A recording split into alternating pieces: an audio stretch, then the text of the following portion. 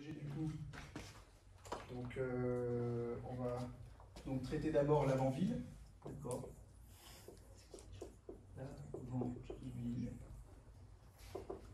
Alors on va refaire le tableau rapidement, parce qu'on en a besoin.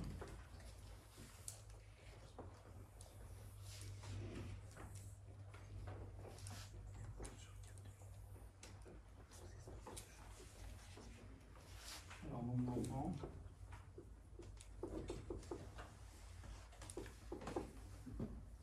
Donc ensuite effectif. Et donc fréquence. Voilà. Donc du coup, alors 0 enfants, donc un foyer concerné. Ensuite un enfant, donc 2 foyers concernés.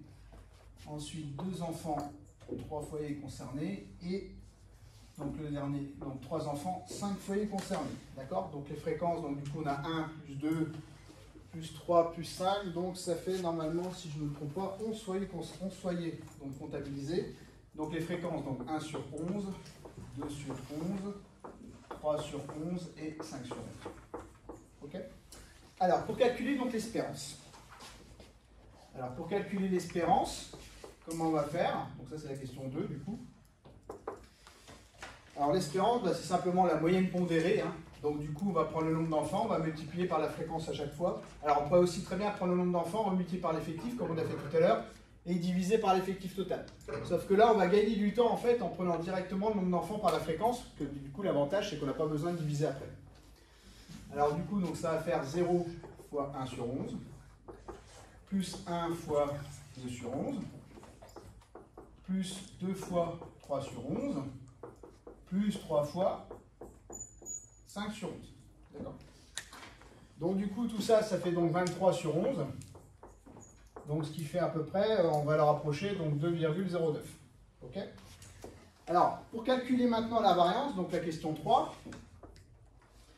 eh bien, on va être obligé donc d'utiliser une formule qui est quand même assez colossale. Mais une fois qu'on a compris, après, ça va relativement bien.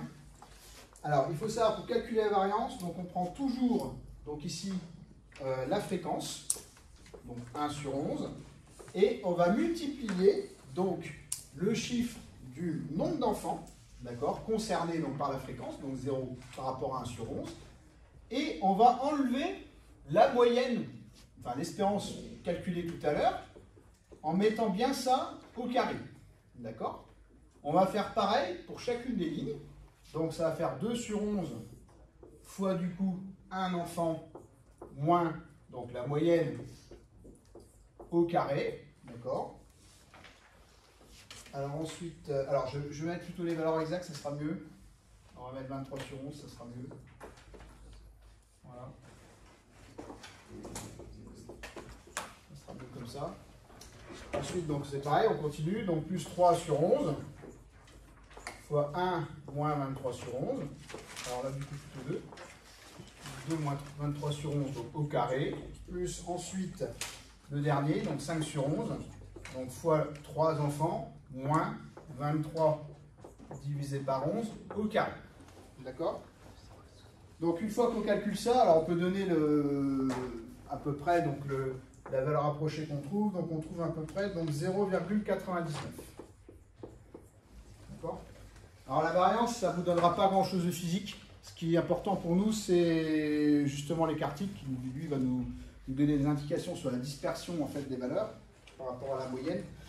Donc du coup, l'écart-type, on l'obtient tout simplement en faisant la racine carrée de la variance. Donc on va faire racine donc, de la variance. Donc ça fait donc à peu près racine de 0,99, donc ce qui redonne à peu près 0,99. D'accord?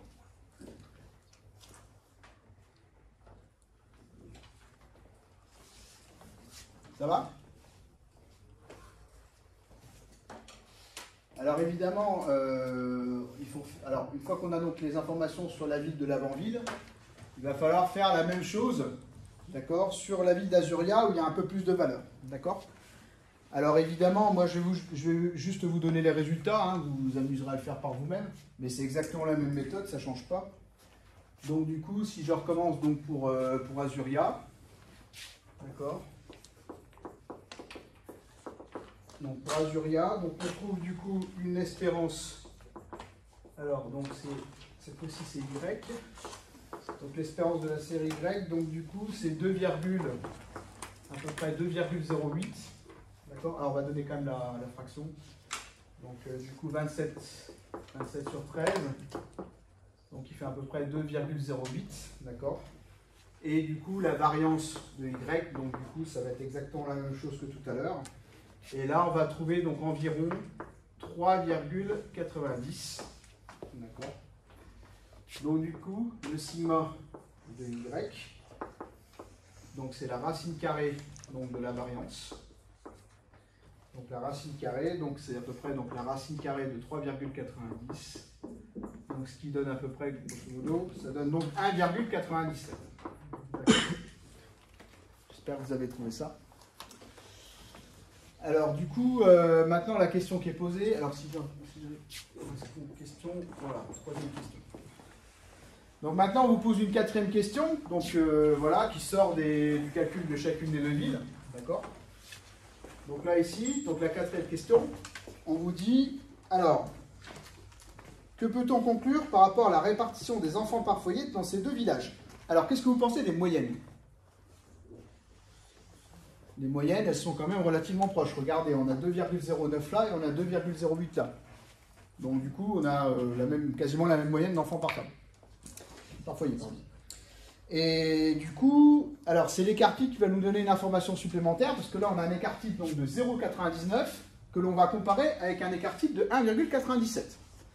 Alors ça, qu'est-ce que ça implique? Donc rappelez-vous que l'écart type, ça permet donc de caractériser donc, la dispersion des valeurs autour de la moyenne. Plus l'écart type est grand, plus les valeurs vont être dispersées autour de la moyenne. Alors que, au contraire, plus l'écart type est petit, plus les valeurs vont être centrées par rapport à la moyenne et donc une dispersion qui est moindre. D'accord? Donc du coup, qu'est-ce que vous pensez de ces répartitions? Donc là, on voit bien que la répartition donc, des enfants par foyer donc à Azuria c'est beaucoup plus hétérogène, d'accord, que pour la ville de l'avant-ville. D'accord? Alors donc en conclusion, on dira bien que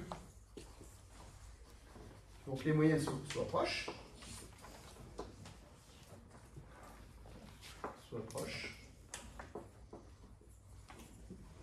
donc la répartition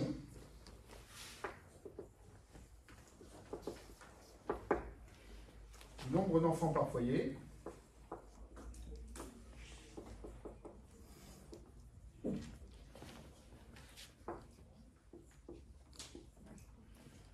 est plus dispersée